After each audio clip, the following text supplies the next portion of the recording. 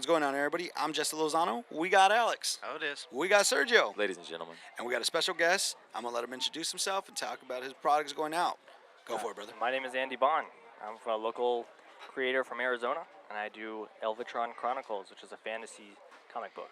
So tell us a little bit about that. So essentially, it was originally created through my buddies with D&D. I just played Dungeons & Dragons in high school and such, and I was going to take over gameplay as a dungeon master. So I created this whole world that I never really got to use, and we all grew up, and they joined the military and everything like that, and I had these characters that I had no world. So I just kind of combined them and started rolling with it and what the story was and what their backstories were and everything like that, and then it just kind of flowed into a comic book. Nice. Yeah. How old were you when you got into D&D? 14, 15. Well, you look young. How old are you? I'm 31. Okay, cool. So I've always been into the fantasy stuff, video games, Final Fantasy, Chrono Trigger, all that. And then it just kind of rolled in when I found other like-minded friends, just on a weekend, Friday night, Saturday night. Let's just throw some dice and be nerds and be those typical kids that you make fun of in the movies and everything like that. But yeah, Alex. So what makes your D&D world a little bit different or unique from the mainstream or what's out there? A lot of influence, so it's not strictly like Lord of the Rings or anything like that. Since I was into anime and the other video games, I pulled, even Western comic books, I'd start pulling influence from everything that I really liked and I wanted to see in one world. So it was kind of like a toy box, essentially, for me to play in. Whatever I wanted it to go, as long as it fit in those particular rules for that world, it was all free game. Sweet. So besides D&D, do you have any other influences that kind of went into that? Yeah. I mean, like I said, anime. So it's Naruto, Bleach, a lot of the big name ones. I'm always looking to, watch and read anything manga and anime related, and then I'll even do anything that, just standard Hollywood movies. If there's an effect that happens on in there, I'm like, how can I make that into a particular power? How can I spin that into a story element that one of the characters that may not be a main hero, to kind of flesh out the world around, maybe 5 characters. It's not just about the 5 characters, it's about the whole world and everything in them. Okay. Is that something that you're still, working on, or is there something else that because you've been working on it for a while now? Yeah. Is there something else that you're trying to look at, or is you still really focused on that? That's my main focus, but I do have other projects that I want to work on. I have another comic series that I want to call, it's going to be called Stargazer. It's going to be set in space. Right. It's going to, there will be more information coming in on that here shortly, but I have that going on. We have a couple other projects, and novels and stuff like that I'm working on. So it's a little bit of everything. Try to separate it, make the resume a little bit more wide, but the Elvatron Chronicles is what I'm mainly focused on. Nice. All right, so when you look at everything like that, going from like the inspiration of D&D, anime and all that, what actually drives you as an artist? The final product.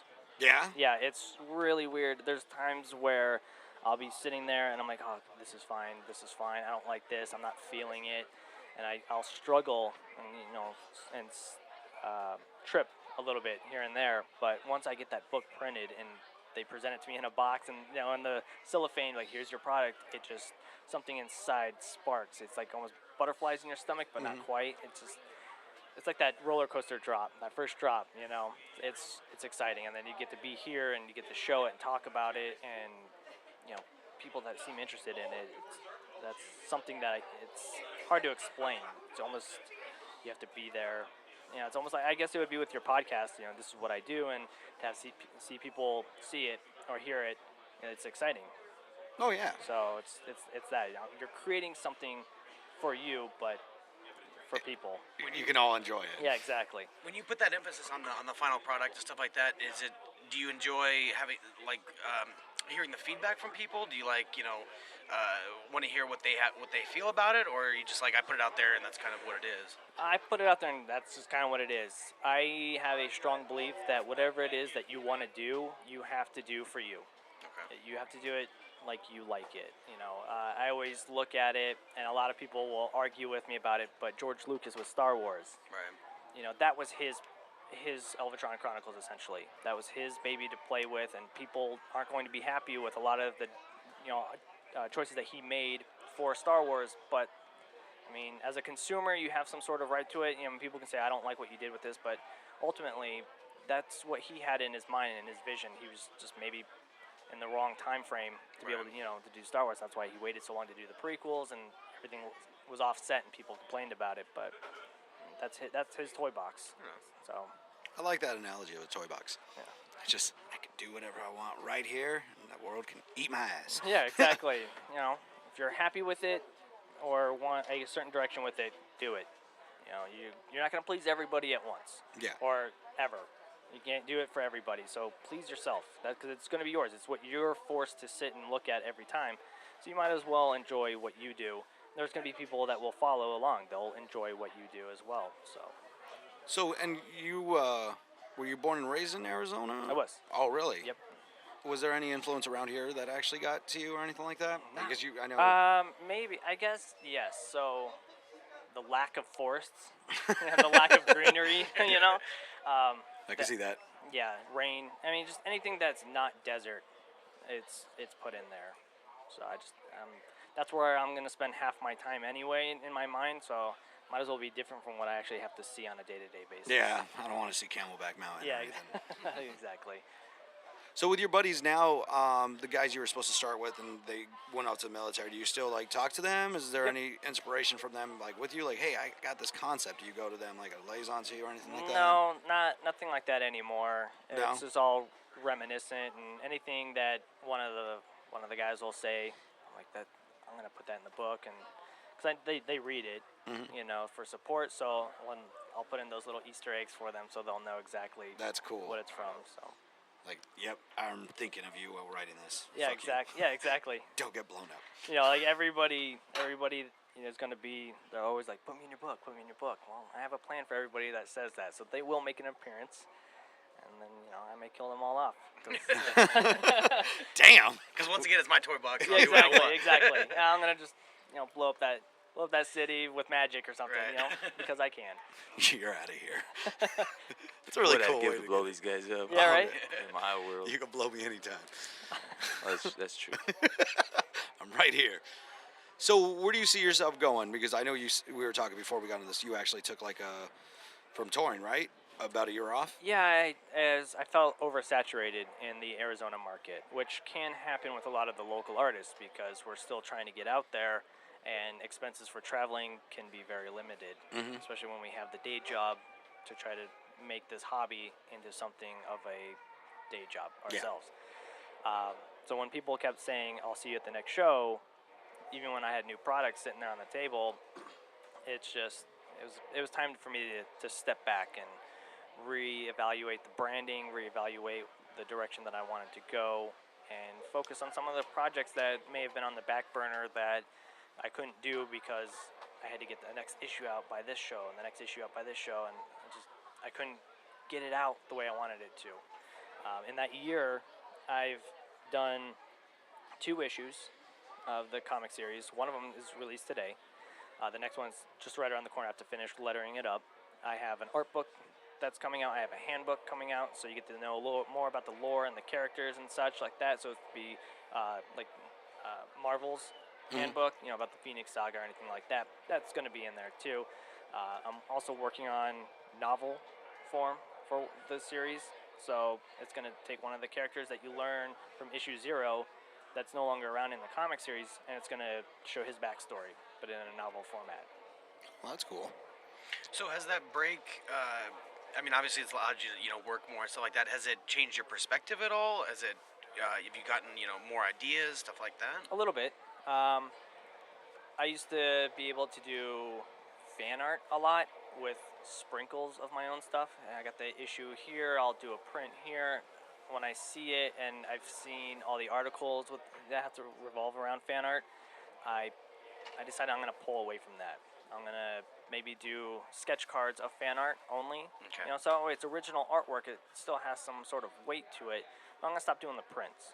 I'm gonna start doing everything more focused on me. So my banners, not that I had a big banner with fan art on there, but I'm not gonna want to showcase that. I'm not gonna have the prints hanging on the front of the table. I'm gonna have a banner that represents my characters, what I'm about. So when you walk up, you know exactly what it is that I do.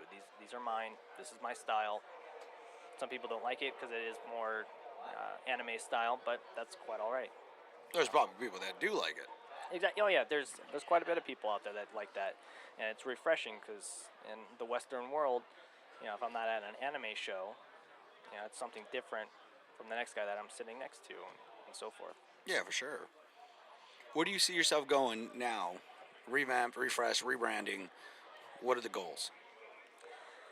I'm gonna try to. I'd like to do a streaming service of some sort, kind of behind the scenes, so you can see, from pencil to paper, essentially, and to printer or pencil to printer. I'll have a better name at the time, but I want to do that. I want to give people. Mode. Yeah, exactly. I want to show people that want to do something creative, not necessarily comic books, but anything. I mean, start your own podcast, make your own movies, anything like that. It's possible to do it. You just have to sit down and want to do it. I want to have a couple books out. I have my goal board sitting above my desk, and it's got the science fiction picture that I took at Barnes and Noble. I want to be in that category, so I'll have my book there. I want to have, I have a Kickstarter that I'm getting ready to work. I'm almost done working on that, so it's going to be launching here in the next couple months to collect the trades. So I want to get out there and do a couple more business things. I'm working on some projects with some guys that I wouldn't be able to do by myself.